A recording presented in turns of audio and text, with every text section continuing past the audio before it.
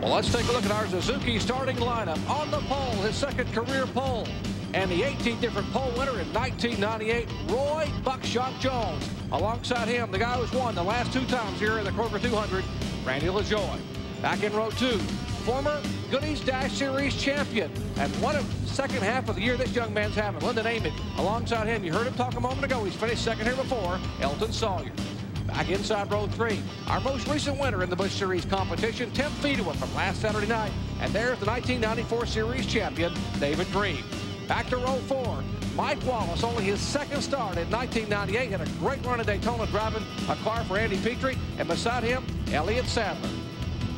Back to row 5, starting in 9th spot, Wayne Grubb, one of only 2 drivers to lead this race a year ago. He and the guy who won it, Randy LaJoie. And beside him, the veteran Bobby Hiller. Row 6, Mark Greene, the middle of the Greene brothers. He's the in-between guy between David and Jeff. And beside him, the veteran Mike Magic Shoes McLaughlin. Back to row 7, Kevin LePage.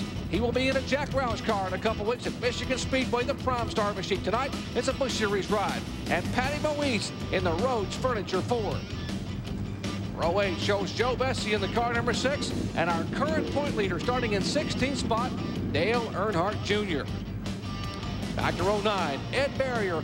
His first Busch Series win came earlier this year at Hickory Speedway. And beside him, the Slim Jim machine for Todd Bodine.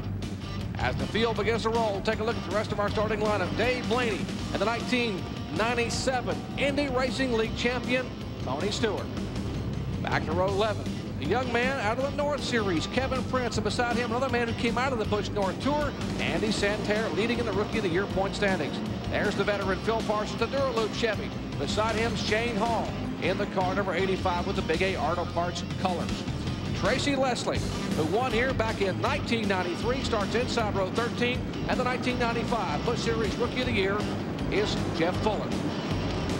In row 14, making only his second ever start in Busch Series competition, driving the Band-Aid Ford for Michael Waltrip, is Mike Bliss. Been a tough week for Bliss. We'll tell you more about that later. And, of course, Mark Krogh on the outside of row 14. There's a 1993 Rookie of the Year driver, Hermie Sadler, to DeWalt Chevrolet. A new father again this week. We'll tell you about their new baby in a moment. And former winner, Jason Keller. Keller won this race in 1995. And back in row 16, Lance Hooper and Matt Kenseth in the Lycos.com Chevrolet. Row 17, provisional starters. There is Mike Dillon in the car number 72, the Detroit Gasket Machine. Curtis Markham subbing for Dick Trickle, who's overrunning the Brickyard 400. Coming up tomorrow, taking the evening off. In the Dennis Shoemaker Machine, there is Matt Hunter in the car number 4. And Glenn Allen Jr., the 1996 Rookie of the Year, another one of our provisional starters. The car number 59, that is ASA rookie sensation Jimmy Johnson, making his Busch Series debut in the Kingsford Charcoal Chevy for Tad Geschecter and Jeff Krogh beside him in row 19. And rounding out the field in row 20, the car number 50 is Dave Resendez. Let's check into the pits once again with Bill Weber. Well, Jerry, as you know, the short track season in the NASCAR Busch Series goes on for several weeks, and it has really shaken up the points in the last several races. Tonight, the guy that has perhaps the biggest hurdle to overcome is Matt Kenseth. He was the last guy to get into this field on speed. He starts 32nd. He also has to battle his way back up in the points. He is second right now, just 13 behind Earnhardt, but he has a long way to go to catch Earnhardt, and even a longer way to get to the front. Further down pit road, here's Marty Reed. Thanks, Bill. Momentary scare for Buckshot Jones, our pole sitter, just as he was pulling out onto the track. The fire in the car went away. He got it refired, and he is okay. Crew says nothing wrong. All right, 1 to go from Carl Simmons, our NASCAR Busch Series flagman. Some of the in-car cameras. There is Mike Dillon's car number 72, starting back in 37th spot. Detroit Gasket in car, the Minute Maid in car. That is Jason Keller, starting back in the 30th position. There is Shane Hall, starting 24th in the car number 85. In-car cameras, the channel lock machine. There's Kevin LePage in the car number 40. Doug Taylor machine started 13th. There is Mike McLaughlin's car number 12, the Gould's Pumps in-car camera.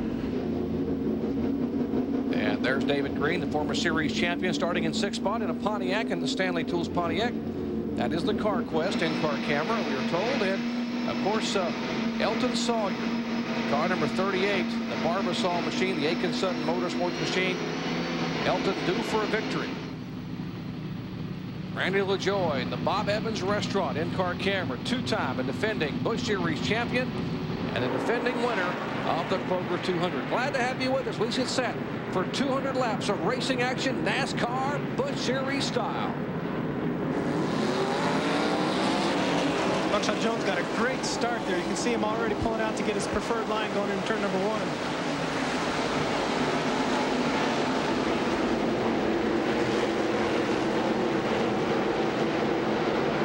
Since they paved IRP now, the cars probably able to run a little bit lower than they have in the past. When I was racing here just a couple years ago, the only line that you could dare run on was up high against the wall. I noticed in the truck race just last night, they were able to run down low, and that was as a result of the new pavement.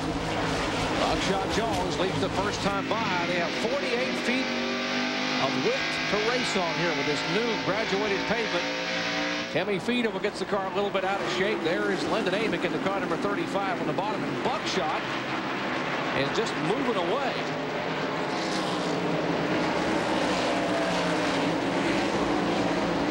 It's the old adage, Buckshot says the first one to 200 laps wins. And I'm in a hurry. I got a busy day tomorrow. 200 laps will go fast here, too, if there's no cautions. If there's no cautions. Side-by-side action. Teammates Feedover and LaJoie, both of them driving for Base Motorsports. And Bill Gardner out of turn 4. It'll be, boy, that's the way they finished last week at South Boston. Feedover won the race, and LaJoie finished second.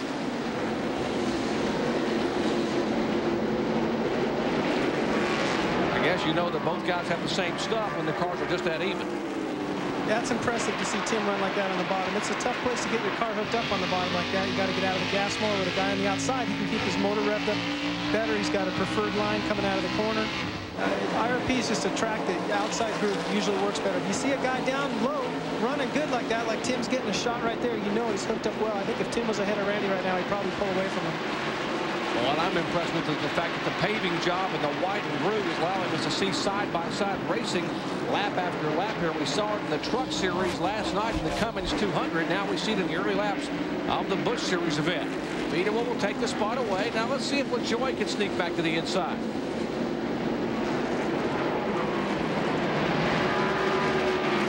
Kleenex machine for Tim Feedover, two-time winner here in 1998, and he pulls away somewhat from LaJoie. You're wondering where Buckshot is. Well, he's about a straightaway away. Where's our point leader? Well, there is the car number 3 currently being shown in 16th position. Dale Earnhardt Jr. That's exactly where he started. And Luke is up just a couple cars ahead of him, that number 6 car. I believe last week there was an incident between the two of them, wasn't there? I think I remember that somewhere, reading about that. There is Ed Barrier. Jimmy Means prepared car number 77. He's in between them in 15th spot. Bill Weber wasn't kidding when he said Big E, Earnhardt, had served notice to the little guy to use his head tonight, keep his head screwed on. I think he's being very, very patient early on.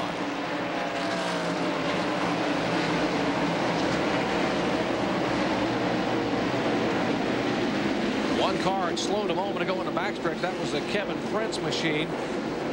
And he is headed for pit road as you watch this action. That is 14th, 15th, and 16th. Joe Bessie in the car number 6, the Power Team machine. There's LePage in the 40 car. He's in the 13th spot, the channel lock car for Doug Taylor.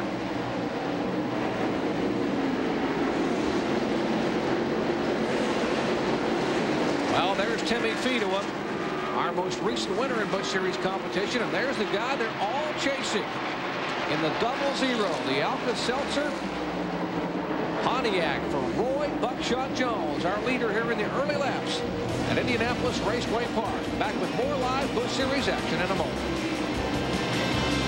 Back at Indianapolis Raceway Park, 27-year-old Buckshot Jones taking the Alka-Seltzer Pontiac, giving a lot of upset stomachs to the guys behind him because he is absolutely pulling away. Now, the closest guy to him is our most recent winner in Busch competition. That would be the Kleenex machine of Timmy Feedover. There is Buckshot in the Bayer car. And about a straightaway back was Feedover. Now here's a lot of racing action Back in the pack, side-by-side action. The 36 car, the Stanley machine of David Greene, trying to make a move inside of Elton Sawyer, and he will get the position. Take a look at our field summary. The number in parentheses of where these cars started. See, David Greene started 6th, early in 7th spot. Mike Wallace moved up a spot from 7th to 6th in the Oakwood Holmes Chevrolet.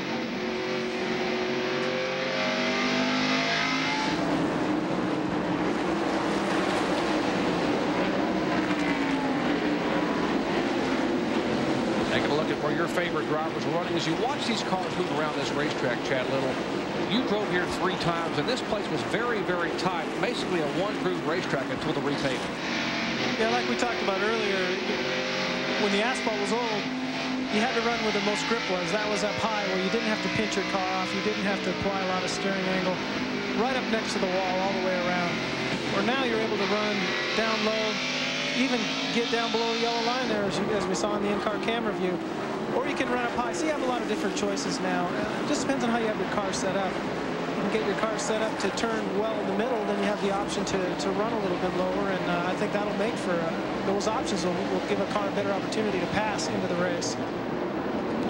Elton Sawyer on the inside. He's being passed, and here's a battle for 2nd spot. Lyndon Amick in the car number 35. You need to give a good call to young Lyndon Amick, too. He doesn't have a lot of Busch experience, and he's racing right next to somebody who's been involved in Busch for a long time. So Lyndon's doing a great job tonight. Let's check into the Amick pits with Marty. Well, we haven't got to be honest with you, Doc. We're not over at Lyndon Amick's pits. We had talked to Timmy Fido, and you'd mentioned that the Alka-Seltzer car of Buckshot Jones was giving everybody gas, but they weren't crying in the Kleenex mobile because they were running pretty good. But all of a sudden, he's fallen back a few spots. The guy that I've just checked in on is Elton Sawyer. He is dropping back very quickly. The team says the car has tightened up quite a bit. Well, thank you, Marty. We saw Elton Sawyer losing positions. They were passing him 2 and 3 a lap, so you know that as well as that car runs, he certainly is having his troubles. Well, we're into the race about 30, 35 laps now, I believe, and it's to the point where you're going to know what your car's doing. The race starts, you're not talking to your crew a lot. You're waiting to see how the car handles and what information you can give them on what's going on. Now you're probably been able to tell them, okay, my car's a little tight, my car's a little loose. The crew's getting ready to make their adjustments or thinking about what adjustments to make. All right, here's a look at Dale Earnhardt in the AC Delco Chevrolet. He is now being shown in a left spot. McLaughlin behind him in a 34 car back in 12th. Earnhardt making a move on Mark Greene in the Timberwolf machine. Clarence Brewer on car. That is the car directly in front of Earnhardt.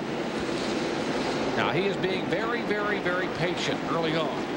And I'm sure they preached a lot of patience to this young man, knowing he had a pretty good race car. Let's see if he can make the pass on the inside. Pulls it down almost effortlessly and slides right underneath Mark Greene. Well, there comes Mark back on the outside. That's a good example of how the guy on the outside can keep his motor RPMs revved up a little bit higher because he doesn't have to pinch his car off so aggressively coming out of the corner or right through the center. So it makes it look like he's got a heck of a lot more horsepower coming out of the corner, but he really doesn't, just because his RPMs, his motor is wound up a little bit better as he comes out. All right, here's the battle. Car number 77 and 30. That is Todd Bodine in the 30. Ed Barrier in the Lear machine. Ford Taurus. And a Chevrolet Monte Carlo. NASCAR taking a look at the car number 77. There have been some reports from some of the spotters that something may have been leaking out of that car. Thus far, they don't see anything, so no black flag, thankfully. Lyndon Amick, former NASCAR Goodies Dash Series champion. Only his 8th start. We're talking about the driver of that car number 35 there in 2nd spot. Only his 8th start here in 1998. He had a 4th at Myrtle Beach and a 9th at South Boston in his last 2 outings. This young man has really come on. You know, might be wondering why we're talking about 2nd and just showing 2nd place there.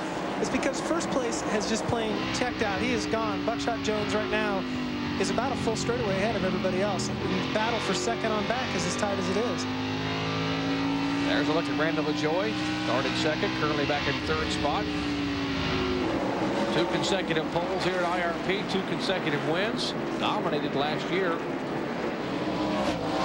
He led 172 of 200 laps en route to his victory a year ago, and he's now moving in or trying to move in. And here back behind him is the battle. David Greene making a move underneath the car number 33 of Fido. That is for 5th position. Behind them, Elliott Sadler in 7th spot. Now Greene and Fido will bump just a bit. Here comes Fido battling back on the outside. 30 laps complete of 200, which comprise the Kroger 200 NASCAR Busch Series event. Now David Greene will have the position. Fido back in 6th spot. That puts Elliott Sadler in 7th. And the car number 83, that's Wayne Grubb in 8th spot.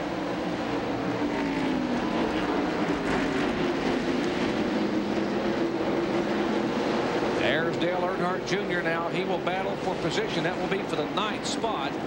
Trying to make a move under Bobby Hillin. That's the clean shower Chevy for Hillin. As our leader now begins to pull up on some lap traffic. The 00, the Bayer Alka-Seltzer Pontiac of Roy Buckshot works heavy traffic. We'll work a break. Back in just a moment. Back at Indianapolis Raceway Park in Claremont, Indiana. Our leader, the 00, Roy Buckshot Jones, now beginning to catch the tail of the field and try to put some of the guys a lap down. Let's check in on his pits with Marty.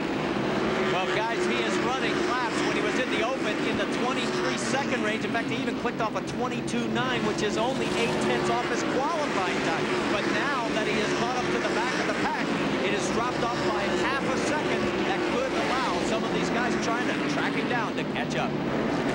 Well, some of those guys out there are going to need him to be in a lot of traffic at the pace that he's set, because there isn't anybody that even can challenge him. I haven't seen a runaway like this in a long time. Looked like the car may have bobbled a little bit coming off of turn 2. Here's our lap comparison last time by. Jones now having to follow that traffic in front of him, 104 miles an hour. And you see Amick, look at Amick over 100, almost 106.5, or over 106.5. What about our points leader? Well, Dale Earnhardt Jr. slowly, meticulously, patiently picking them off one by one. He just gone by Tim Fido, and that would be for the 7th position. Earnhardt Jr. is 7th. Fido is 8th. There is Grubb in 9th in the Link Belt Chevrolet. Bobby Hillin Jr. back in 10th spot. The young man, who is our points leader, started back in 16th spot. He's moving up through the field as good as anybody is right now. How about some of the other veterans here in the Busch Series? I told you that Joe Bessie, there's Bessie in the power team car number 6. He's back in 18th position, getting a challenge there by the car number 17 of Matt Kenseth. Matt Kenseth qualified 32nd and is now running in the 18th position. He's probably moved up more than anybody else right now. That car, he's really on a move.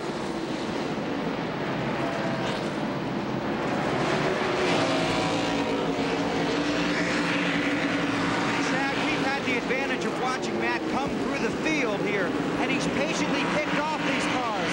Now, you know how frustrating it can be as a driver to have to qualify on your race setup, but apparently their race setup must have been pretty good. It didn't help in qualifying, but it's working extremely well here, don't you think? For Matt to have gone through that much traffic in 35 or 40 laps, he has got a great race setup underneath that car. He's had to race cars, you know, high and low. He hasn't had the benefit of having a wide open track, so he's really hooked up.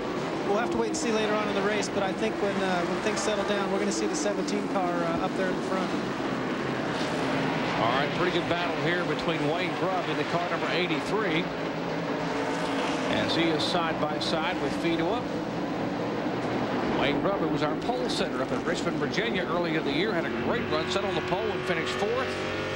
Young man, just 21 years of age. A lot of talent there in the Grubb family. Wayne and Kevin, the brothers, riding along with a channel lock in-car camera on board. That is Kevin LePage and Doug Taylor's car number 40. Kevin being shown in 14th position currently. Take a look at our field summary.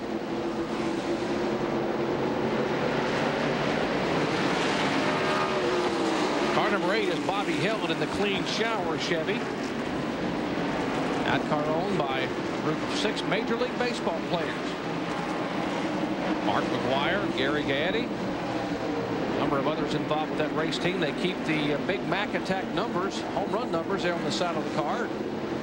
Out of California, they had Mark McGuire's son come out personally and put the number on the side just prior to the race. I think back then it was 40 or 42, I believe. Good racing action all over Indianapolis Raceway Park. And caution free so far. We should knock on wood when we say that, though. Oh, you just jinxed us, Chad. I believe now we're going to see a rash of caution flags. Last year here, there were 11 caution flags for 80 laps. 80 of the 200 laps were run under yellow. As far as you said, we have not seen the yellow hanky wave one time. Now look at Kevin LePage trying to make it 3 wide on the inside. He's in the channel lock. Whoa, contact. Todd Bodine is there. Fido up. Goes around. And I told you. I shouldn't have said it. You had to say caution free. Tim, I'm really sorry. Well, he's going to throw Kleenex at you, I promise you. What a tough break for Tim Fido. We're bringing out the first caution flag tonight here on lap number 49. We'll see it on a replay because the cameras were right on top of that, but I don't believe it was anything but just a racing deal. Look how tight these cars are right in here. This is about 10th place on. Yep, you saw Tim just come down a little bit, make just a little bit of contact with the 30 car. There's no room at Raceway Park here to, once you get bumped like that. We saw it in the truck race last night, and Tim's hard into the wall in turn number 1. Once again, different angle this time. Todd Bodine is the Slim Jim driver. There is Fido's car, and Bodine the contact. LePage is there. Boy, Ed Barrier did a great job to get on the brakes, not to run into the back of Fido's car to spun around. And oh, look at there. Heavy damage for Tim Fido. He was 5th in the point standings coming into the night, just 89 points behind LaJoie. Here's our leader on pit road, and Marty Reed is there. Yes, guys, and it's a perfect timing for this yellow. We were wondering why he was having trouble getting around some of this slower traffic. He was reporting that it was getting tight from the center out, and you can see that they're going to take a turn, a wedge out, 1 full turn. And Bill Weber, what's happening at your end?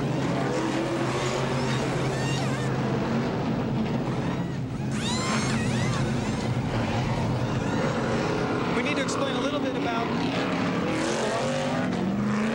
All right, pit action continuing there. Under the first caution flag today, there is Buckshot's crew having completed their service on the Bear. There is Randy LaJoie exiting pit road behind the Mike McLaughlin car. Made a significant chassis adjustment on Buckshot's car. You got to wonder, as well as that car was running, why you would want to touch it. But I guess they want to get just a little bit better. Working the first caution flag of the night at Indianapolis Raceway Park due to a spin by Tim Fido. Back with more in a moment. Welcome back to Indianapolis Raceway Park in Claremont, Indiana. Working the first caution flag tonight. There's a look at the guy who's dominated the first 52 laps. Now, what happened to bring out the yellow? We'll show you once again. Take a look left side of your screen. Tim Fido was on the outside there with Todd on the inside. You can see they just got together going into turn 1, and Fido up slams into the outside wall pretty darn hard. He's okay though, and the car's not. It's going to be a short night for him, but just a racing deal right there. It's hard to say whose fault it is. All right, take a listen. Real time. Boom. Ouch. Well, the green flag waves once again as Fido and his crew will work on that car. We'll try to get a comment from him just momentarily as we go back to green flag racing. Lyndon Amick in the car number 35 being shown as our leader here.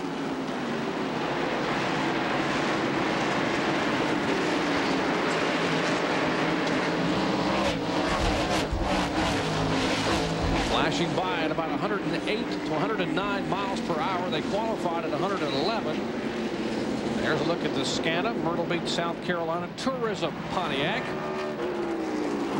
For Lyndon Amick. And they shuffle up back for 3rd spot. This is the first time ever for young Lyndon Amick to lead a Busch Series race too. We talked about earlier that he's doing so well for a young driver, and not a lot of Busch Grand National starts. So this is the first time he's ever led.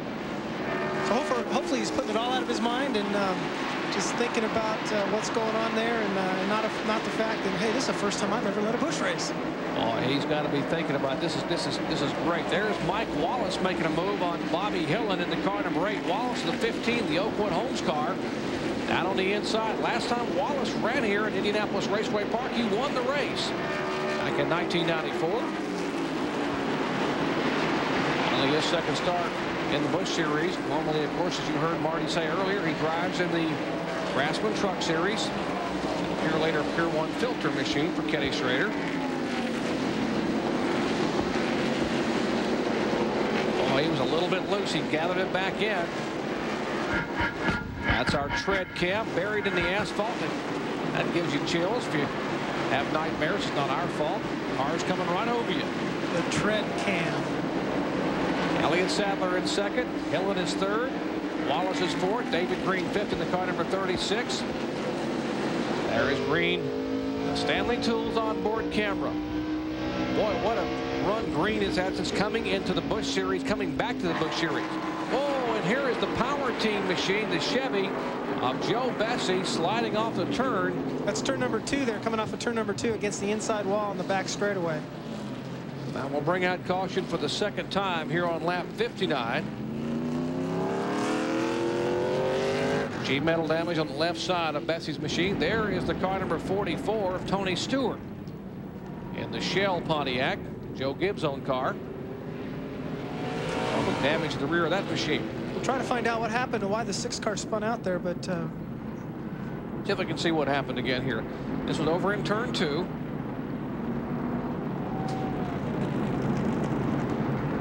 well, obviously the 44 car had to check up, as did Joe Bessie there, and then the 34 car of Mike McLaughlin just got into the back of him. Can't tell exactly why they had to slow up. A little different angle. It's already, Bessie had already been tagged, and so had the 44 had gotten hit from behind. Stewart by McLaughlin. Now here is Tony Stewart on pit road, the 1997 Indy Racing League champion. As the crew now taking a look underneath that car number 44 to see if how much damage there may have been from that contact from the back and the front. Working the second caution flag tonight at Indianapolis Raceway Park. 60 laps are complete. Our leader is Lyndon Amick. We'll be right back. Back at Indianapolis Raceway Park, Marty Reed, Bill Weber, Chad Little, and yours truly, Jerry Punch, bringing you exciting Busch Grand National Series action. Second caution flag tonight due to this incident here coming off of turn 2. It's from Randy LaJoie's in-car camera. All we can see there is the 44 car and the 6 car of Joe Bessie having some contact, but what it's not showing is that everyone kind of checked up there. McLaughlin got in the back of the 44 car and sent the 6 into the inside wall. Now here's Bessie a moment ago. We were in break going out to the 44 car and pointing. In that second replay, it looked like there may have been some contact between the 44 and the 6. And the 6 car got a little bit out of shape, and then the 44 tried to slow up to let him get it caught, and he got hit from behind. So that may be why he was upset. Yep. There was some contact coming off turn 2. Well, there is the remains of the Power Team Chevrolet. Some damage on the right and left of that car. Back with more live Busch Series action in just a moment. And we are set to go green as they are showing the car number 35 of Lyndon Amick as the lead car. The car number 50 up there, that is Dave Resendez. And he is being shown in 34 spot, 1 lap down. Still 33 cars on the lead lap. Lap cars always start on the inside in Busch Grand National and Winston Cup racing. Elliott Sadler being shown in second spot in the 66. Amick takes off in the Pontiac. Sadler gives chase in a Chevy. Lyndon Amick took on 2 tires in the previous caution just about 10 laps ago. So it'll be interesting to see how they hold out as we get into this green flag racing a little bit more. Let's check it in pits. We're Bill Weber is caught up with Joe Bessie. And Joe is climbed from his car. Joe, what happened out there? What'd you see? I'm not really sure. The guy said 44 got into me, and I went out to see Tony, and he pointed to his back bumper, and it's all caved in. So somebody probably got into him. I don't know. Just thought just real rough. I had it. Somebody hit me, got me sideways. I got it turned around, saved, and somebody just finished me off afterwards. So it's a rough night. Yeah, rough week or so for him, and with A.J. Foyt looking on, it's a tough night for Joe Bessie here at IRP. Oh, indeed. Here's Dale Earnhardt Jr. in the car number 3, making a move underneath Glenn Allen. That's 5th, 6th, and 7th place right there. 99 car of Allen being shown a lap down in 35th, but a great run. There's Elliott Sadler, the 66 car. He is in second spot. Great run for Bobby Hillin in the car number 8, the clean shower machine. Now, I told you there were some NFL or some Major League Baseball players involved with that car. As you watch this battle here on the racetrack. Earnhardt Jr. trying to make a move on the Stanley car. There is the car number 8 we're talking about in third spot. We told you Mark McGuire was involved. Kyle Morris, Kansas City Royals. Pete Shorrock from the Houston Astros. Gary Gaetti, the Cardinals, third baseman. Cardinal catcher Danny Schaefer involved.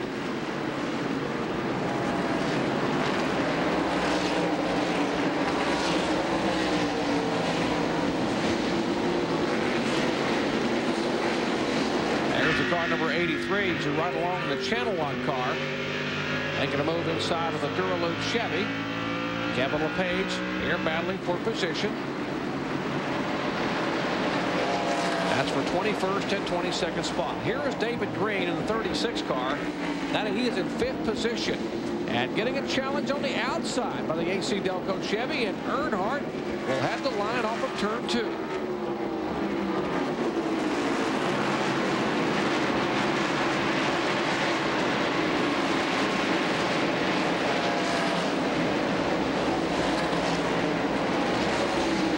There's the 00 car that came in and pitted.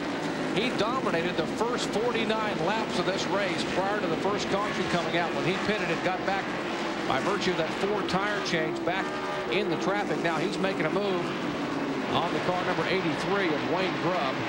That is for position. That is for 7th spot.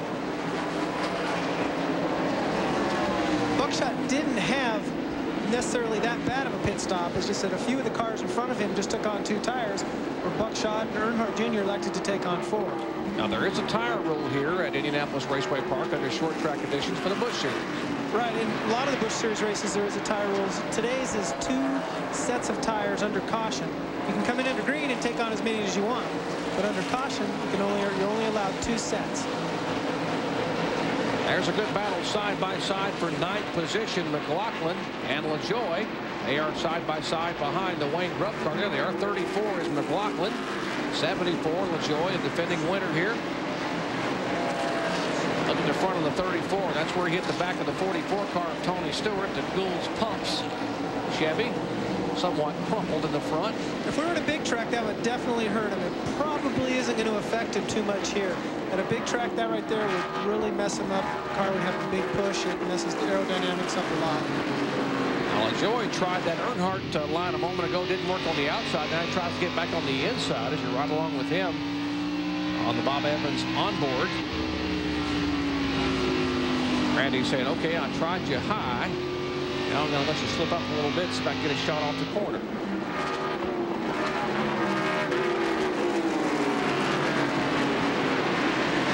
Take a look at our field summary showing you Lyndon Amy. Young man is a former NASCAR Goodies Dash Series champion. He's shown as our leader. Buckshot Jones working his way back up to 7th spot for dominating the first 49 laps. Matt Kenseth from 32nd to 13th. Keep an eye on that Lycos car. Bobby Risers making his way slowly and surely toward the top 10.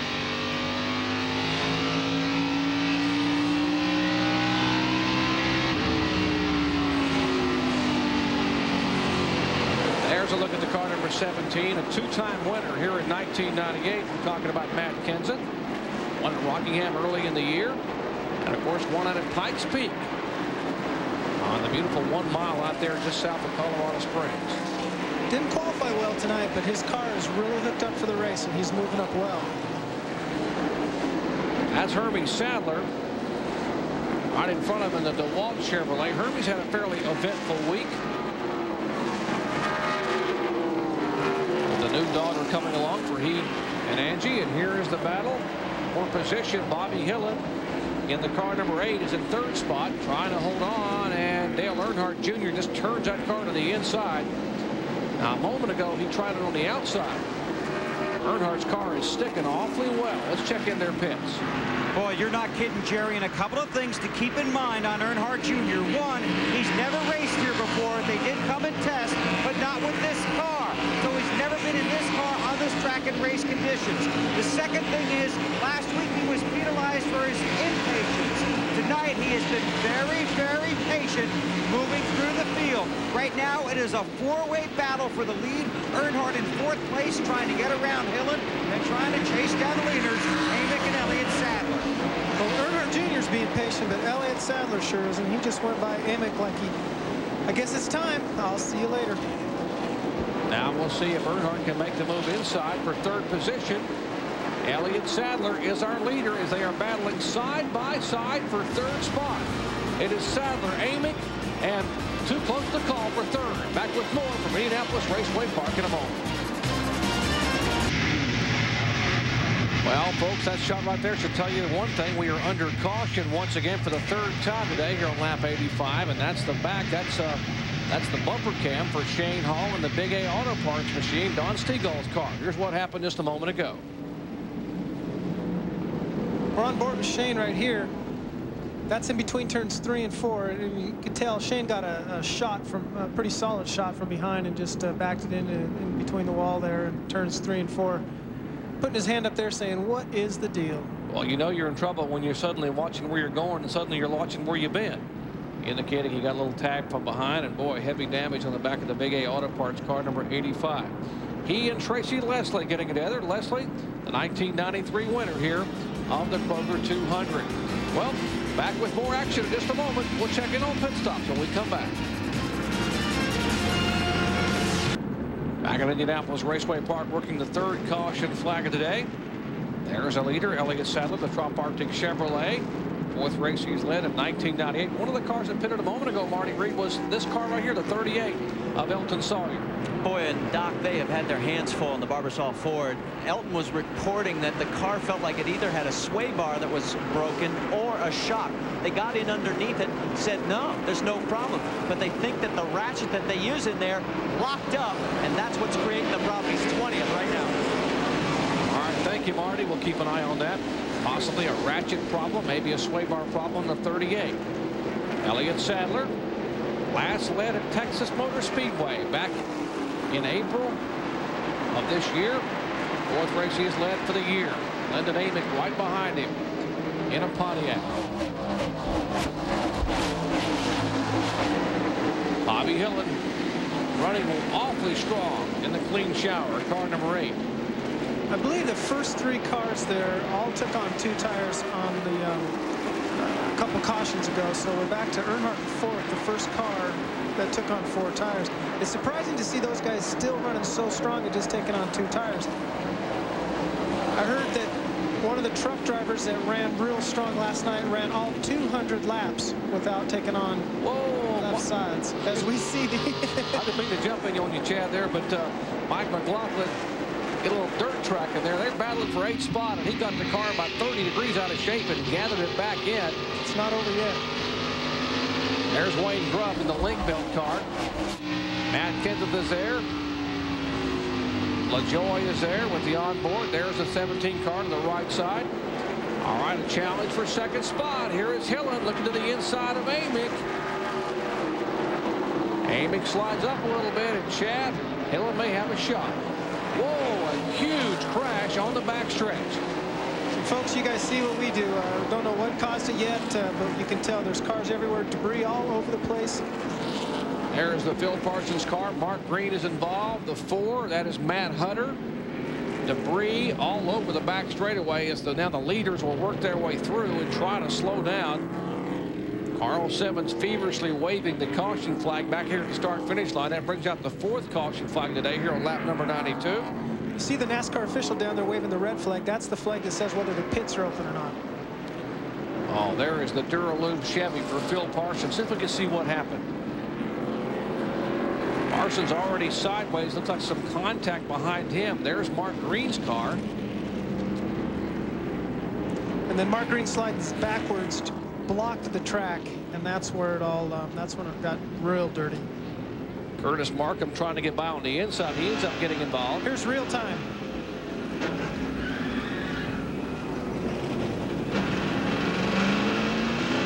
That was from Kevin LePage's channel lock in-car camera. The Doug Taylor machine. LePage stayed up high and was able to get by.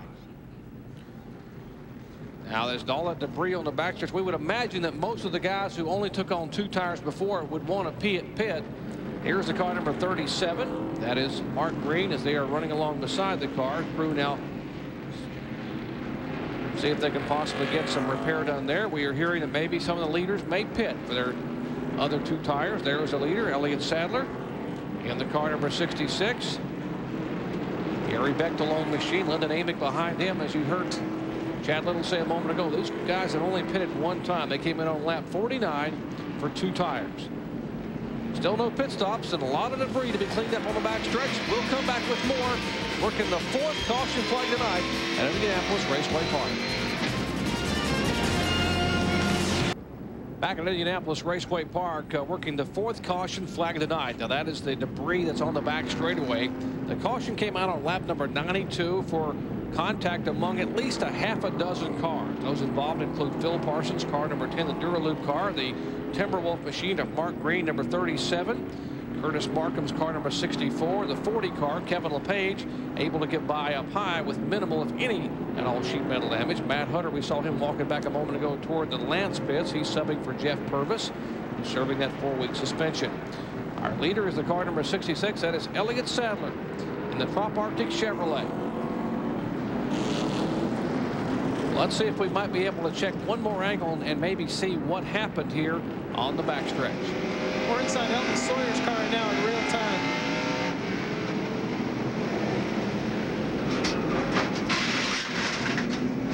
Some good sound effects there. All right, different angle looking up the backstretch. Mike Bliss able to scoot by in the Band-Aid car. Look at Greene. He gets up on the right front fender of Curtis Markham's car, the Snyder trucking machine. There's Lance Hooper going by. Oh, heavy damage on Phil Parsons' Duraloop machine. Phil Parsons came in 6th in the point standings. As we check in once again with Marty Reed. Well, an update on Elliott Sadler. Remember, he only put right side tires on, and if you remember last night's truck race, Jack Sprague went the entire distance with the first set of the left side. So it'll be interesting to see if any of the teams decide to try that same strategy here in the Busch Series tonight. But so far, it looks like it's going to be follow the leader. If Sadler ducks into the pits, Amick's crew is ready. They pit side by side, but it looks like they're going to stay out one more time, guys. And lights are out in the pace car. All right, so they're not going to pit this time by. All right, let's check in with Bill Weber. A very similar situation for Bobby Hillin. As Marty pointed out, Hillin took 2 right side tires. They can go to about lap 156 before they will need fuel. What will they do then? I asked the crew. They said you'll have to come watch and see. A little bit of intrigue here at Indianapolis Raceway Park. By the way, here's our AutoZone race recap. Our leader, Elliott Sadler, has led 16 of 97 laps. There have been 2 lead changes, 4 cautions for a total of 17 laps. That's why the average speed is down to 78.042 miles per hour.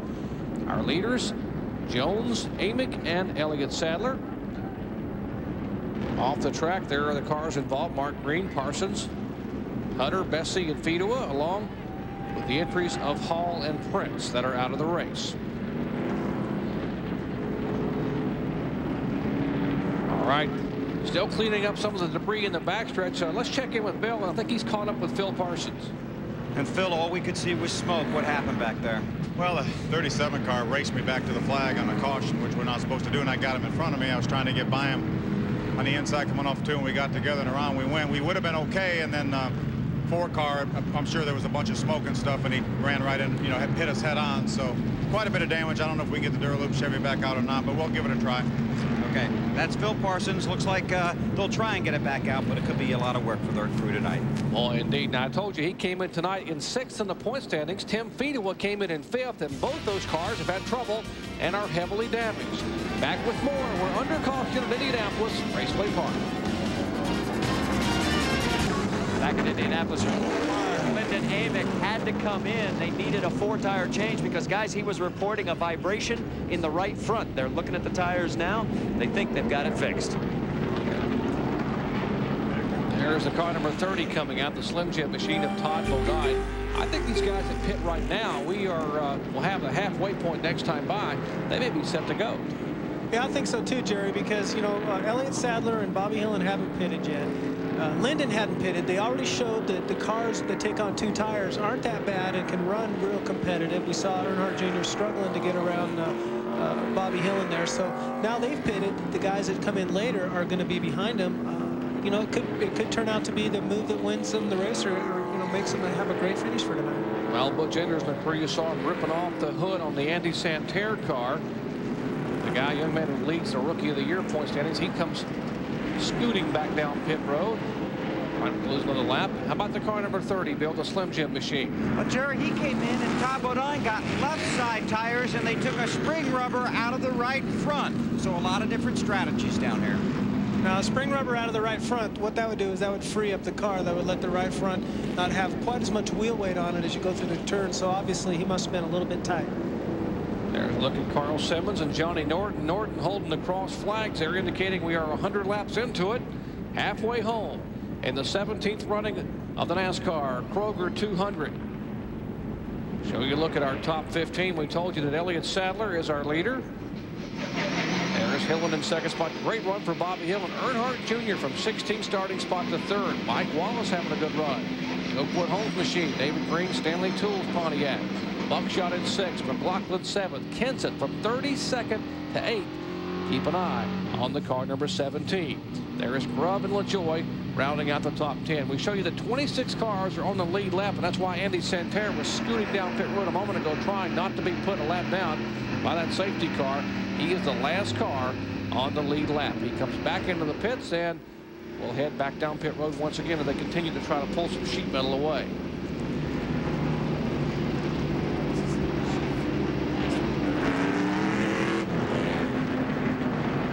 Still trying to get the debris cleaned up. If you just joined us, this is the 4th caution flag tonight on lap number 92. The first caution came out on lap 49. Timmy Fido up, tagging the wall in turn 1. Second caution flag 10 laps later when the car number 6 of Joe Bessie came into contact with the wall off of turn 2. Third caution flag lap 83. A tangle between Shane Hall and Tracy Leslie. And this caution flag on lap 92 involving 6 cars. Let's check in down in one of those cars' pits with Bill. Well, they're actually behind the wall right now. They continue to work on Mark Greene's car. Mark, we saw a lot of smoke. What happened out there? Well, Bill, we had a problem on our pit stop. Got in the back there. And usually have problems back in there. It's a tight race, and everybody's trying to get to the front. I don't know really what happened. I got hit there in the left rear, and of course got sideways, and we blocked the track up. You know, nowhere to go. So I'm not sure really what happened there. He still sits in the car, still belted in, but they've got a lot of work to do before they can get this car back out on the track. All right, lots of action coming your way tonight, but how about tomorrow? Look at this great crowd on hand. They got a lot of racing yet to go tomorrow. RPM today, 11 a.m. Eastern time on ESPN2, then on the grid at noon Eastern on ESPN, and then we come at you with our live flag-to-flag coverage of the 5th annual NASCAR Winston Cup Brickyard 400 at 1 o'clock Eastern time on ABC Sports. And of course, 7 o'clock Eastern time tomorrow night, we'll wrap it up with RPM tonight on the Deuce. Lots of action, 3 networks covering the action at Indianapolis Raceway Park and Indianapolis Motor Speedway. It doesn't get any better than that. We'll be right back. Stay with us. Back at Indianapolis Raceway Park in Claremont, Indiana. I'm Jerry Punch along with Chad Little, Marty Reed, and of course, no, that's not Bill Weber. That's the Moon. But we do thank the Moon of Bill. And here is Joe Bessie returning in the Power Team Chevrolet. Getting that car hammered out back on the racetrack for you Joe Bessie fans. And here is David Greene's Stanley Tools Pontiac. That is our CarQuest in-car camera for David Greene, being shown in 4th position. The 1994 Busch Grand National Series champion, having a great run. Driving for Team 34, Frank Cece and Scott and Jeff Welliver. Fans are on their feet. Sellout crowd at Indianapolis Raceway Park as we get set for a restart here just past the halfway point.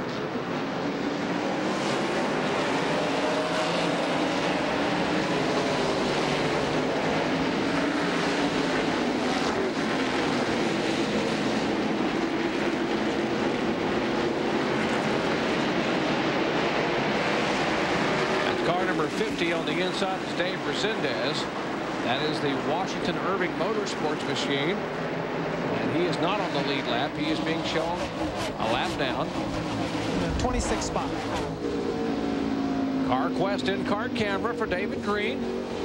He looks to the inside, got the lap car. Resendez in front of him, got Mike Wallace. As Greene signals the car behind him, says, hey, thanks for letting me back in. Or he says, don't run into the back of me, I'm slowing up a little bit. That's Buckshot.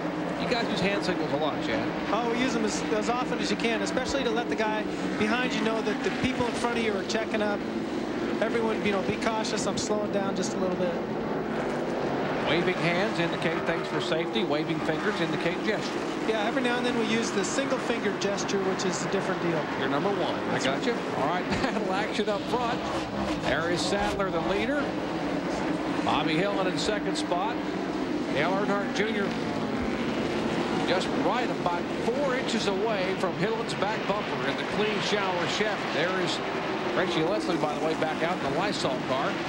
I think if Earnhardt Jr., when he does get around the 8 car, I think it's a matter of time because he does have 4 fresh tires. He's probably going to be able to pull away from these guys. He's showing a lot of patience right now, which might be a result of last weekend. It might be some other reason, but right now I think he does have a faster car. He's got 4 fresh tires, and he's able to just kind of sit back and choose which line he wants to run. Well, points as of now, as you watch Earnhardt try to make a move inside of Hillin, there would be some significant changes. Buckshot Jones, he would jump 3 spots. So would Elliott Sadler with a great run. As you see Hillin now pulling back in front of Earnhardt off of turn 2. Feed him up. He was involved in the first caution flag tonight. Some contact between he and the 30 car of Todd Bodine. He would lose 2 spots in the point standings. That's only if the race was over right now. Right now. That's points as of now. Great job by Bobby Hillin in the clean shower Chevrolet. Hillin's best finish this year coming at Dover, Delaware. He qualified 3rd and finished 2nd. Trying to equal or improve on that here tonight. Elliott Sadler, the leader. This is a great battle for 2nd spot. We mentioned the baseball players that are involved with the ownership in the car number 8. We told you Mark McGuire, they have the number that's 45 right now, the number of home runs, the Mac Attack numbers. They keep changing it whenever he hits another 8 home runs, so they have that on the back of the car. Right now they've got an AC Delco Chevrolet on the back of the car. Well, nope, here comes Hillin. Jumps back in the throttle. Looks like Earnhardt's car may have slipped a little bit. Well, like we talked about, when you're down on the inside there, it's tough to get a lot of forward bite. You can get into the throttle, but your car just can't go right there because you've got to turn so aggressively. Here's a 0036 car. They were battling for 5th spot. Buckshot's got it. How about a look out the back of the Gould's Pump Chevrolet for Mike Magic Shoes McLaughlin. That is Matt Kenseth from 32nd starting position. He's now being shown in the 8th spot.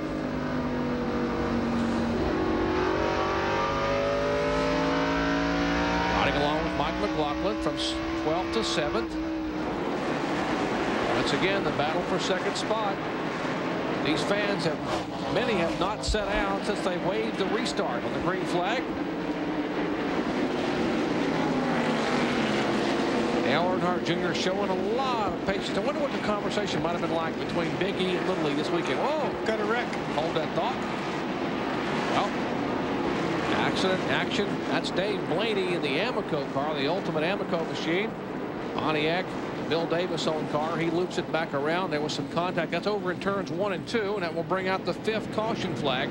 Appears like it happened getting into turn 1, Jerry, and they came to rest just right there in the middle of 1 and 2. I can't tell exactly what happened yet. We'll see if we have it on a replay. There's the Pontiac safety car with the field in tow. Let's see if we can see entering turn 1 what might have happened, Chad. Looks like a deja vu of what happened with Tim Fita earlier tonight. Just a slight little contact, and it's going to send someone backing into the wall there. That's Lance Hooper in the WCW car. They body slammed the 5th to 93 car into the outside concrete. Elton Sawyer making a move. Boy, Mike Bliss has dodged another one. He and Lyndon Amick both able to get by, and as this car number 93 of Dave Blaney came back down across the racetrack.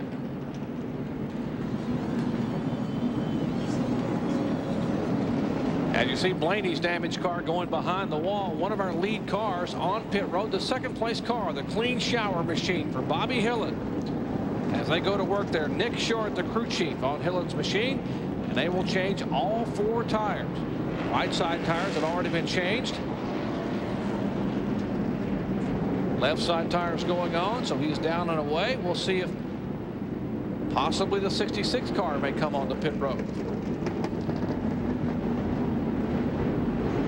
Once again, what brought the caution flag out, riding along with Kevin LePage? Let's show you what he saw. What he saw was trouble. He just barely got it turned down low enough, too.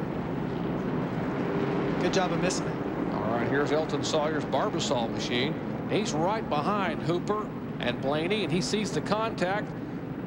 Rear ends against rear ends, and both cars sliding. Elton Sawyer turns it hard left and avoids any further contact. Working lap 117, 5th caution flag today at Indianapolis Raceway Park. Elliott Sadler in the Phillips 66 Chevy Monte Carlo, the Gary Bechtel machine. Sandy Jones, crew chief on that car, former Winston Cup crew chief. As you watch the work now going on, Todd Bodine, Slim Jim Chevy.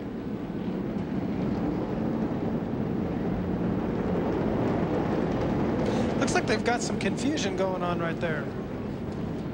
Discussions as to whether they were going to make a chassis adjustment or not on the car. See the crew members talking among themselves a moment ago as to whether they would or wouldn't on the car number 30. Donnie Richardson's the crew chief down there.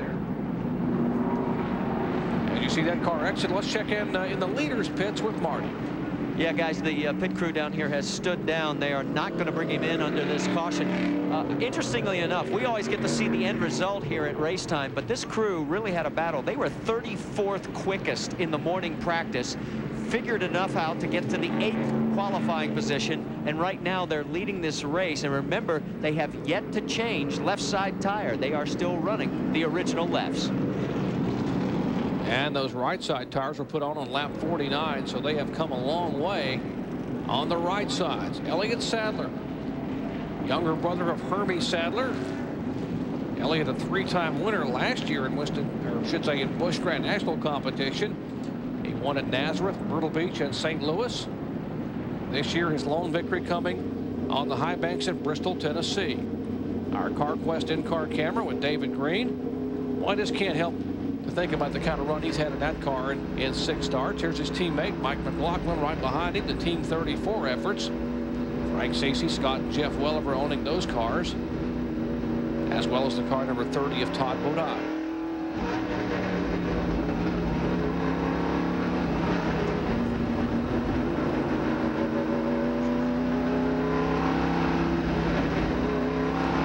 Take a look at the back of David Greene's car. We told you that this is the 6th start he's had in this Stanley Tools machine, the Stanley Tools Pontiac. He has had finishes of 4th, 2nd, 5th, and 4th. His worst finish has been 5th in 5 starts. Not a bad way to come back to the Busch Grand National Series. No, and I think that's really good. It also shows that how important chemistry is, because David was having a hard time in the 96 car in Winston Cup garage, and he comes back over here and look at how good he's doing. So it just shows it's not David Greene, it's not the 96 team in the Cup garage, it's just the chemistry.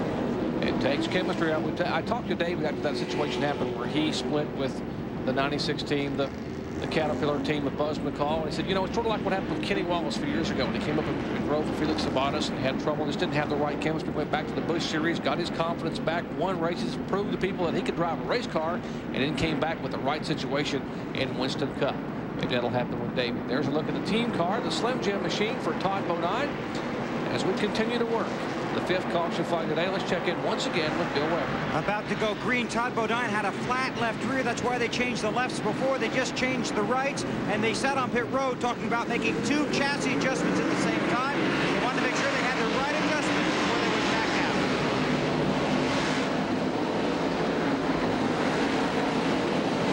out. Carl Simmons waved the green flag. Now Dave Resendez could be the spoiler here. He's in the 50 car, the Dr. Pepper machine, and he is trying to get back on the lead lap. That time by, he had a nose in front of Elliott Sadler. This time Sadler will have the advantage. Dale Earnhardt Jr. in the 3 car is second. Mike Wallace looks to the inside. There's the lap car of Resendez. Wallace is third. Buckshot is fourth. This is the 5th place car of David Greene. The CarQuest in car for the Stanley Pontiac. Sure is impressive how Elliott's been able to hang on to the lead there with still only a change in 2 tires back at lap number 49 or 50. And he's pulled away by a couple of car lengths from Dale Earnhardt Jr.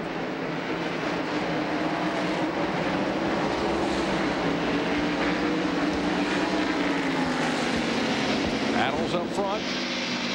What about the Barbasol machine, the Aiken Sutton Motorsports car for Elton Sawyer? How about it, Marty? Well, guys, he's on the move. I think he's just passing for 10th position. Remember, he was 30th. And remember, we told you about the problems that they had a ratchet. Well, whatever it was, the crew wishes they could take the credit, but it has broken free. The car is freed up, and he is moving. Oh, indeed. We will keep an eye on Elton Sawyer, who's finished second here. He has a second place and 2 fourth-place finishes here in 1998. He had to get his first win this year in that car. Meanwhile, back up front is Elliott Sadler and Dale Earnhardt Jr. They have pulled away somewhat from the 3rd place car. Here's a battle. Randy LaJoie in the 74 waging war with Wayne Grubb in the car number 83. That's the Link Belt Chevrolet. I'm impressed with Wayne Grubb and Kevin Grubb, his brother. Both these young men, pretty good race car drivers to be just 21 years of age. Very good. That right there is for 8th and 9th place. They weren't racing when I was in the Busch Series, and they have come on really strong in just a short period. Bobby King is the crew chief for both these cars, and certainly that helps a lot. That experience and that maturity in getting these cars set up. And now LaJoie will have the advantage of trying to take the spot away. They were battling for 8th position. And there is Elton Sawyer. LaJoie says, I got to go because this Elton is coming in a hurry. They're going to look back past the Grubb car, and right behind him is Sawyer. As you heard Marty say, whatever was wrong with Elton's car has apparently been fixed because he's moving. And these 2 guys are getting to move away from the 3rd place car. That is Buckshot Jones. There is Sadler, Earnhardt Jr., Jones, Mike Wallace, and David Greene in the top 5. Less than 75 laps remaining here at Indianapolis Raceway Park. There have been 5 caution flags. There's once again LaJoie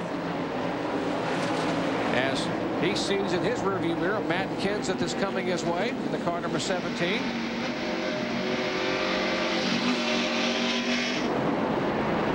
Earnhardt Jr. getting a little racy up there. And, well, I've been patient long enough.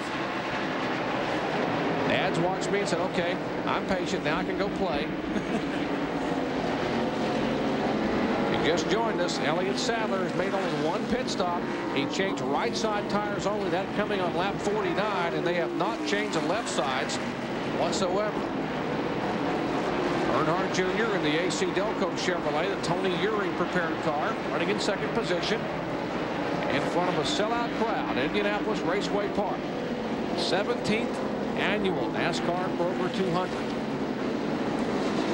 Longest continuous sponsorship of a Busch race in the history of the series. Kroger folks involved here for 17 consecutive years.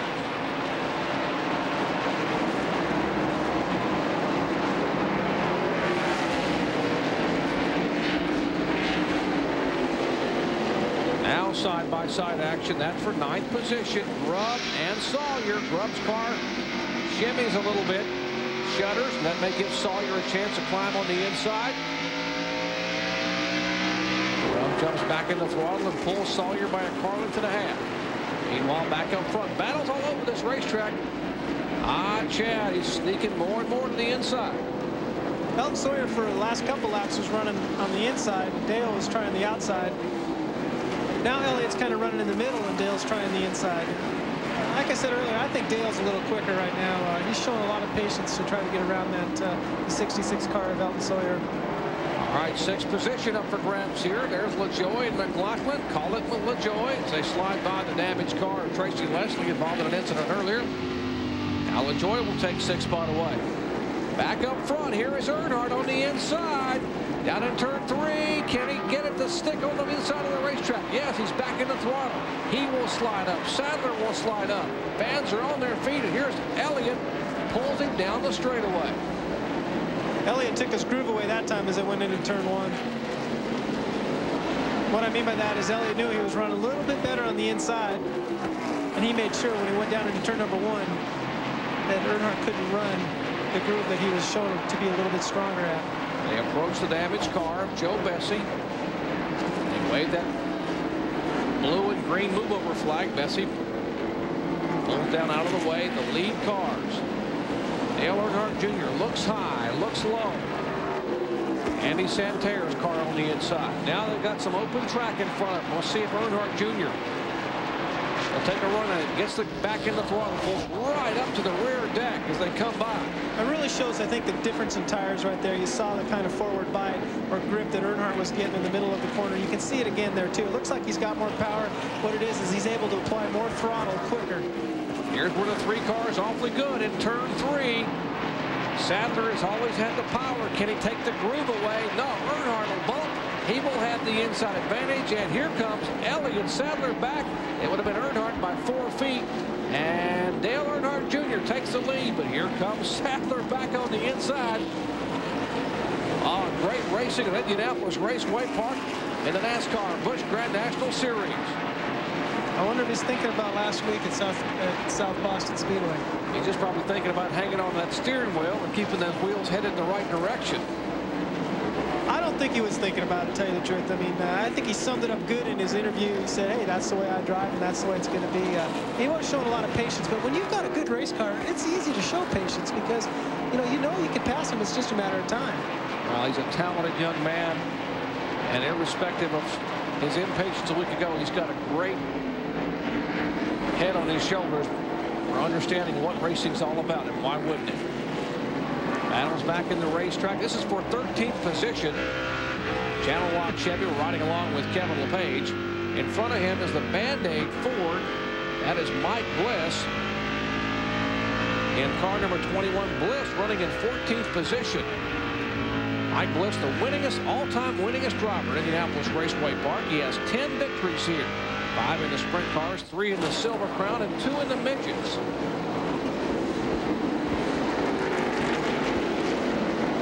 Bliss making his second start in Busch Series competition. Started the Kevin Swan's car out in California, qualified at 12th, had a good run going. He had problems in the pits, ended up finishing 26th. There's LePage in the Channel Lock car. The car number 40, 56 car underneath him. That is Jeff Grove. They are battling for 15th position. Grove was in 15th. LePage would like to take it away.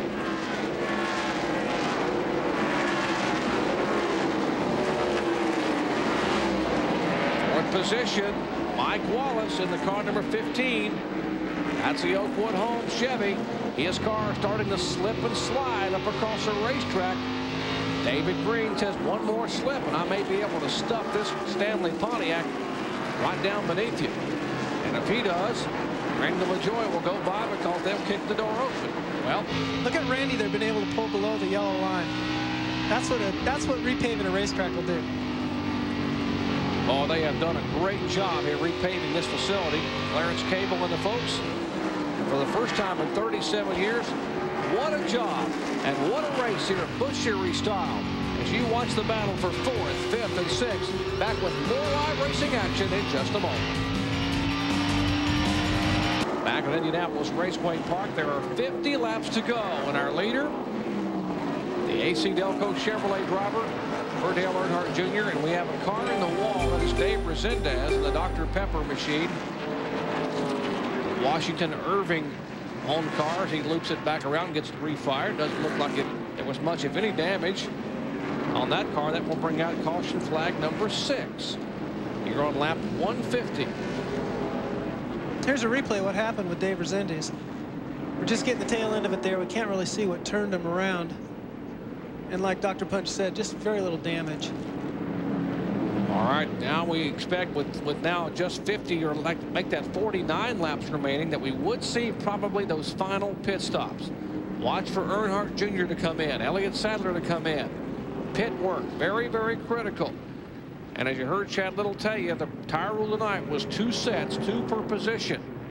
I don't think any of these leaders have used up nearly that many tires.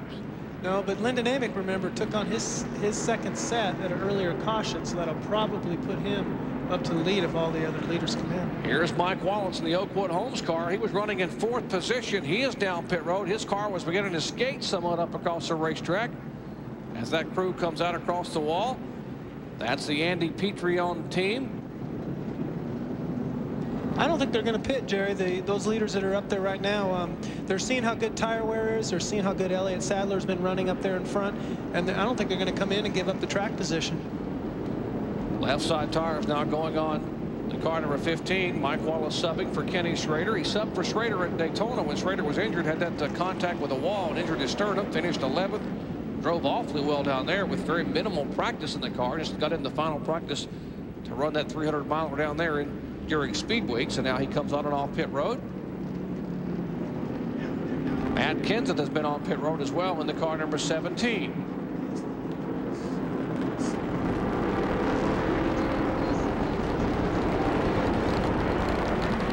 Just a reminder, coming up next, the top of the hour, Sports Center.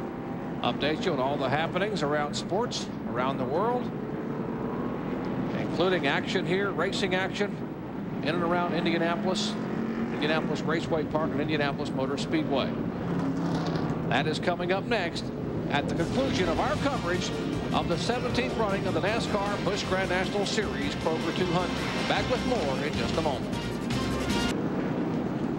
Well, back at Indianapolis Raceway Park in Claremont, Indiana. Interesting pit strategy here. The Earnhardt Jr. car did not stop. Elliott Sadler did not stop. You got to wonder, we are less than 50 to go. If they were going to stop, that would have been the most opportune time to come in for fresh rubber. Well, 2 reasons why I believe. One is we have a new surface here, which is not abrasive on tires like the old one was. Second reason is Goodyear has a great tire here that's not wearing out. Otherwise, you'd see these guys, you know, normally in Winston Cup racing, I mean, we don't have tire rules because we put them on whenever we can get them.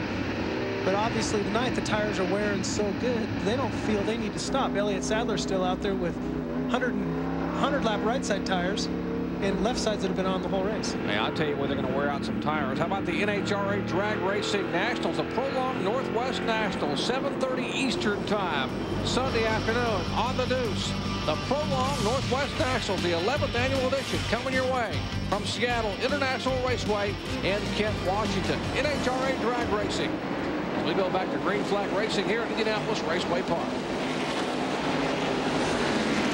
Let's check in the Sadler pits with Marty Reed. Well, Elliott Sadler, he could be a chicken waiting to get plucked out there. Remember, Jack Sprague won last night on going the distance on left sides, but he was talking right before this red yellow situation that he felt like he needed left side tires. We'll find out if they were able to cool down enough, but he's got enough rubber to go the last 45 laps. Billy. Well, Marty, Dale Earnhardt Jr. is not going to stop. Tony Stewart Jr. says basically their car is perfect. They have not made any adjustments to it throughout the evening. They've only had one stop. They put on the 4 tires. They're obviously paying off now. They've got enough fuel to go the distance. How about that one stop? I guess if the car is dialed in that well, you put 4 tires on and run all day. Well, when you've got a smooth surface and a good tire like Goodyear's brought here tonight, you know, it can happen. All right, battle for 3rd position. Double off Buckshot, the car number 00 in the 74 car, LaJoy. That is the Bob Evans in-car onboard camera from Randy LaJoy.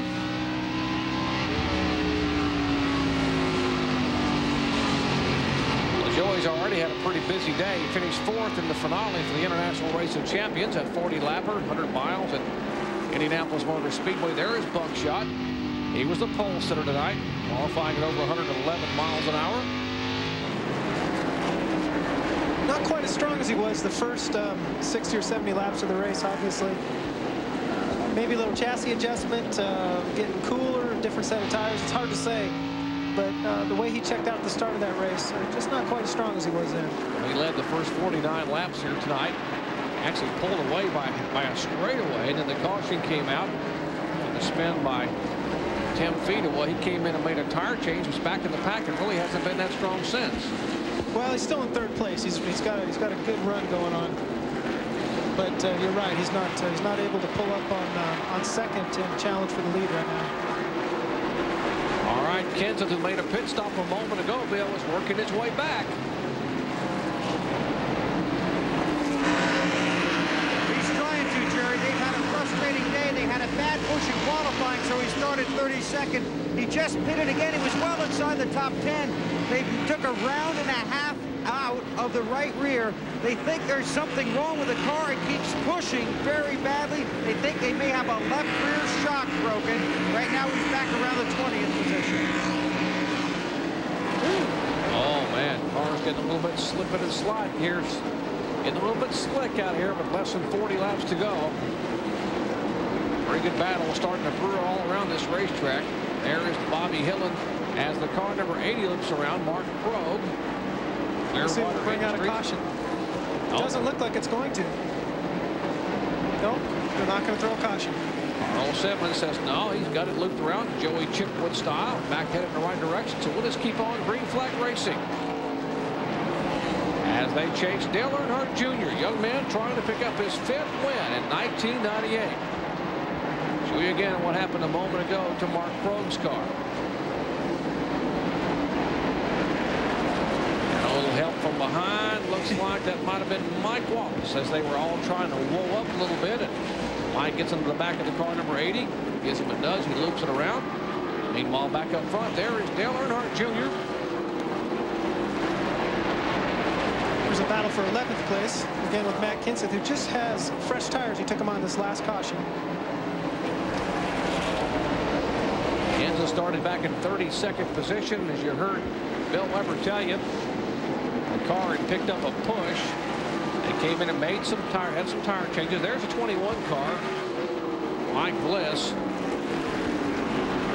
Keep on to say Michael Waltrip. Well, so do I. have to keep stopping myself. The Band-Aid colors for Mike Bliss. Of course, Bliss subbing for Mikey Waltrip, who will be running that Citgo Woody Woodpecker machine at the Brickyard tomorrow for the Brickyard 400. Up and saw a big blue fire suit walking down pit road with a woodpecker on the back of it, and it was Michael Waltrip. I wasn't surprised at all. Only Michael could get it. Well, Kyle could probably get away with it too. Yeah, either of those two could do it, I'm sure. There is Kenseth in the car number 17. He is in 9th position. Here is Elton Sawyer in the 38, the Barbasol car, and the 34 of Mike McLaughlin. McLaughlin is 6th, Sawyer is 7th. Behind him in 8th spot is the 83 of Grubb, and now Kenseth makes it 3 wide on the bottom. Who's going to be smart? There we go. You know, we heard Bill comment that the 17 car, Matt Kenseth, might be having a shock problem, but it doesn't appear to be affecting him too bad. He's moving up pretty good through the field right now, almost ready to crack into the top. Well, he is in the top 10 right now. He's in 9th place. Reminder coming up at the top of the hour. Sports Center will follow our live coverage of Busch Series action from Indianapolis Raceway Park. Riding along with McLaughlin, the Gould's Pump Chevrolet.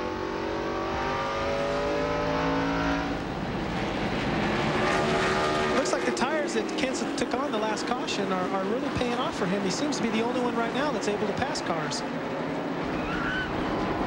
Oh, here is Grubb spinning around and gets it spun around. Again, it does not look like NASCAR is going to throw a caution. I don't think even Chipwood can do one that well. He spun around, come all the way up, and didn't even nudge the wall. Came very close to it.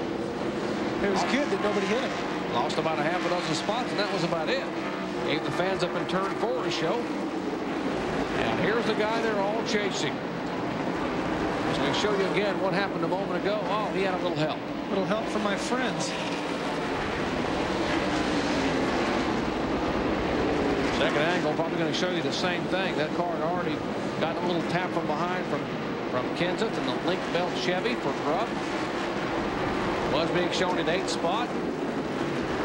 Now he has slid all the way back to 20th position. There's McLaughlin, the car number 34. He is in 8th position now. The 56 car of Kroger. Good run for Jeff Kroger.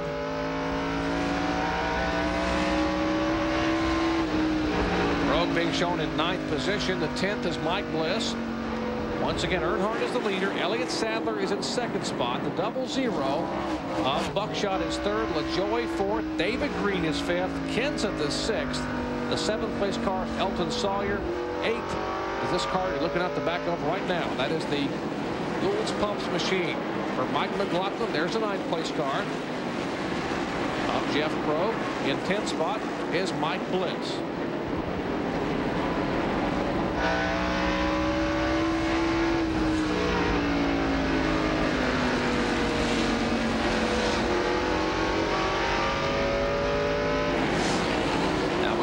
Mike Wallace had made a pit stop and put on 4 tires. There is Mike. He is coming back up through the field. He is being shown in 11th position. Let's check in with Marty. Well, Andy Petrie, guys, made the call. He thought everybody was going to stop. So he came in. Once he had committed, he said, okay, let's do 4 tires, put some fuel in this baby, turn our boy loose. He's come back from 22nd to 12th. He is moving forward. Indeed he is. Mike Wallace has 3 career Busch Series wins, including 1 right here at Indianapolis Raceway Park in his last visit back in 1994. And he is closing in on the back of that Band-Aid Ford. That would be for 10th position. That is 7th, 8th, 9th, and 10th all together, as we have less than 25 laps remaining in this 17th running of the Kroger 200. Now Bliss will go to the high side. Looks a high around Crow. Wallace is there. You're riding along on the bumper cab for Mike McLaughlin. Now Crow will slide up. All right, you're Mike Wallace. You're sitting back there, Chad. You say, well, what do? Do I follow Bliss? I just cut down on the inside and try to take the low groove since I got tires. I think he's wanting to see which groove is going to move here.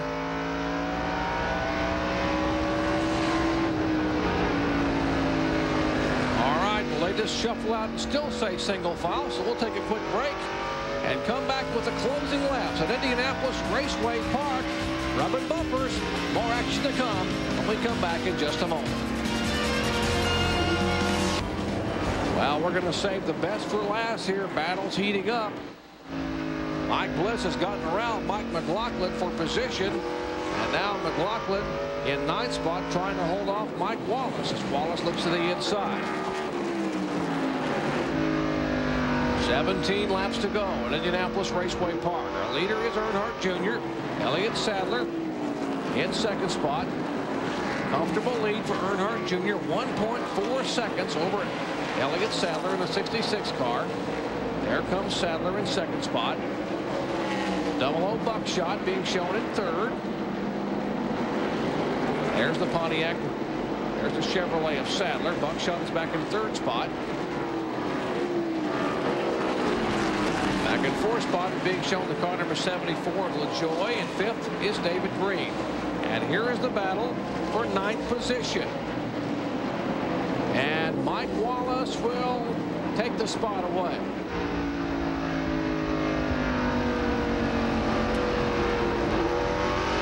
Good run for 39-year-old Mike Wallace. Making only his 2nd Busch Series start here in 1998, driving for Andy Petrie. Now begins to pull away from Mike McLaughlin. He will set his sights on the 21 of Mike Bliss, but laps are winding down. Our leader starting to get into some traffic now, working the inside of Kevin LePage. Now is the time when he really tests his patience. But he's got a comfortable lead. I mean, a real comfortable lead. So I don't think he has to worry about too much. He just needs to bring it home right now. We're down into the closing stages of the race. Almost down to 10 laps to go. 12 right now. That's a 21st place car. Lyndon Amick, he's going by right there. Now only 20 cars in the lead lap. The next car to pass will be the car number 83 of Wayne Grubb. There is Grubb. He's having an awfully good run until getting a little help from behind on a spin up in turn 4. He was running in about 4th or 5th position. Here's a challenge. Bobby Hillin in the car number 8. They are battling for 10th position. Clean shower Chevy. Got the tire marks on the right front fender. Got the nose a little bit crumpled. Typical short track action. He'll And he slides right by on the inside of Mike McLaughlin and will take the 10th position away.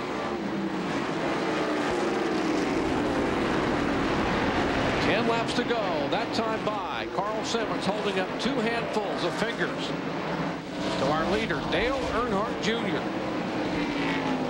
Young man started back in 16th position in the AC Delco Chevrolet. He's really just had a great car all night long. Was up to the front right away, past cars right and left at the start of the race. Had good pit strategy and only took on 1 set of tires, and he's just been remarkable this year. Oh, indeed. What an impressive young man he is. Looking for win number 5. As you see, Mike McLaughlin really having trouble struggling with the handle on his car. He's lost another position. That one going away to Jeff Grove. Now Ed Barrier in the car number 77. The winner this year at Hickory Speedway in the Lear machine. As you take a look at our field summary with less than 10 to go. Matt Kenseth back in 6th spot from 32nd. Mike Wallace after that pit stop climbing all the way back up to 9th. Mike Dillon in 14th position all the way from the back of the field. Pretty good job with the Detroit gasket car. And trying to take another spot away. Just trying to make a move now inside the Gould's Pumps machine of Mike McLaughlin.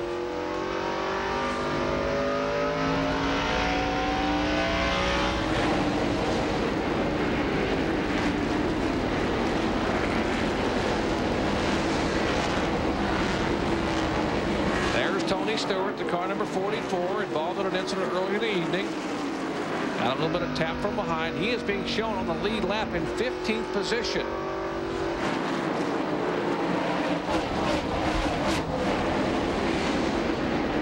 '72 car in 14th spot is Mike Dillon. There is Tony Stewart's progression.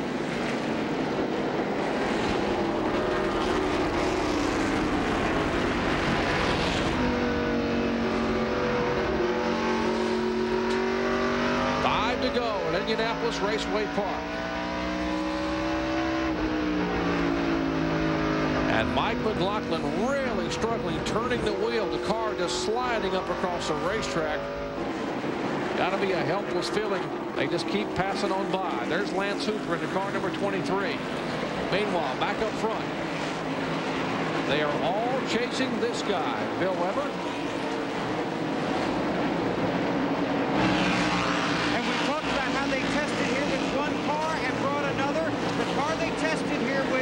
The car Dale Jr. drove last week in South Boston, Virginia. But Tony Jr. said they didn't come back with that car because Dale doesn't like it. He wanted to bring this one.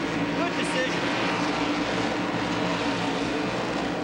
All right, battles winding down here. 38 and 21 side by side. Elton Sawyer and Mike Bliss. What a job Bliss has done here at IRP. They are battling for position. Bliss trying to take the 7th position away. Driving for Michael Waltrip in the Band-Aid Ford. Michael may say, I'll take a few more of these days off and relax with Buffy and the baby here and let Mike drive that car a while. White flag for Dale Earnhardt Jr. His father's best finish at IRP. Dale Sr. was a 3rd in 1990. But the young man, the 3rd generation driver, from Kannapolis, North Carolina, at 23 years of age, looks like he is 1 turn away from picking up his 5th win in 1998. The crowd on their feet, and Dale Earnhardt Jr. has won the Kroger 200.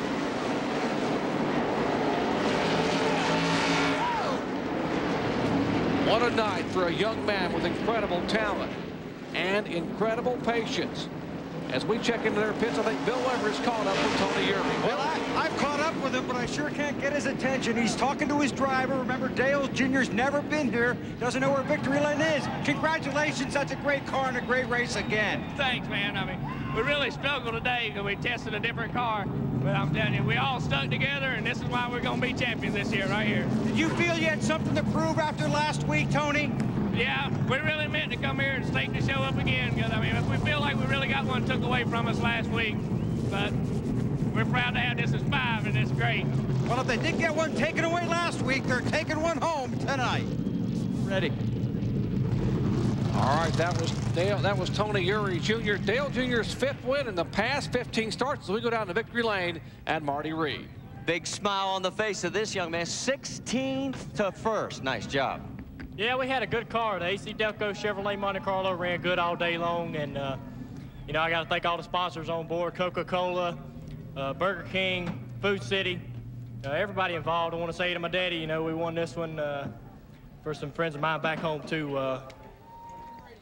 Had a friend of mine lose a mother this past week, but we want to dedicate this win to her and the rest of the Neal family. But it was a good win, and the Chevrolet Monte Carlo ran good all day, and you know, we made the right calls on pit road, and the car was just fast right off the bat. And he did one other thing, guys. He was patient. Boy, was he ever. He made up for a week ago big time. Our McDonald's Winner Circle interview as Dale Earnhardt Jr. climbs out with his 5th win of the 1998 season. Earnhardt Jr. takes the win. Elliott Sadler will finish in 2nd spot. Buckshot Jones in 3rd. LaJoie 4th. And David Greene in 5th as the fireworks go off. Our unofficial results from the 17th running of the NASCAR Busch Grand National Series Kroger 200.